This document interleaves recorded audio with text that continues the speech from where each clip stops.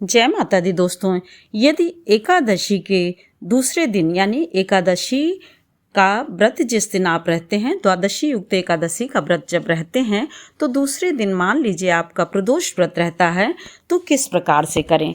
तो हमें प्रदोष व्रत का ध्यान में रखते हुए द्वादशी युक्त एकादशी का व्रत करना चाहिए और दूसरे दिन पारण करने पर शुभ मुहूर्त में ही पारण करना चाहिए और संकल्प एकादशी के दिन भी अपना लेना चाहिए और प्रदोष के दिन भी। तो एकादशी में यदि हम संकल्प लेते हैं तो अक्षत की जगह हमें तिल और जौ, हल्दी, पैसा, फूल यह सब ले करके आपका संकल्प लेना चाहिए। यदि किसी कारणवश मान लीजिए कोई वस्तु नहीं है या फिर कम ज़्यादा है, तो वह अपने आप में सब पूर्ण रहता है, क्योंकि जो चीज़ें यदि घर में है उससे आप करने की कोशिश करिए।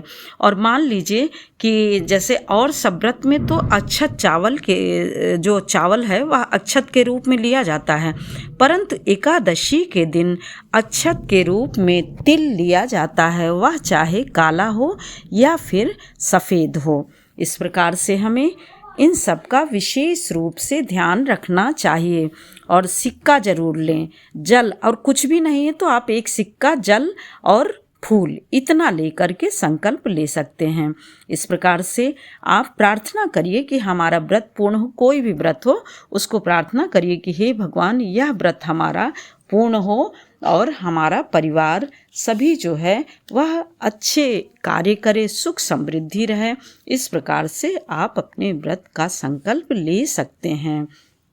इस व्रत में एकादशी व्रत हो या फिर कोई और व्रत हो, उसमें कभी भी झूठ नहीं बोलना चाहिए, नाखून नहीं काटना चाहिए और सबसे बड़ी बात कि कभी किसी का अपमान नहीं करना चाहिए। अनैतिक कार्य जो कि अच्छे ना हो, नैतिक ना हो, ऐसे कार्य कभी नहीं करने चाहिए। किसी पर क्रोध नहीं करना चाहिए। ऐसा कहा जाता है कि एकादशी का व्रत पापों की निवृत्ति के लिए यानी पाप समाप्त हो जाए, ऐसे इसके लिए ही रहा जाता है।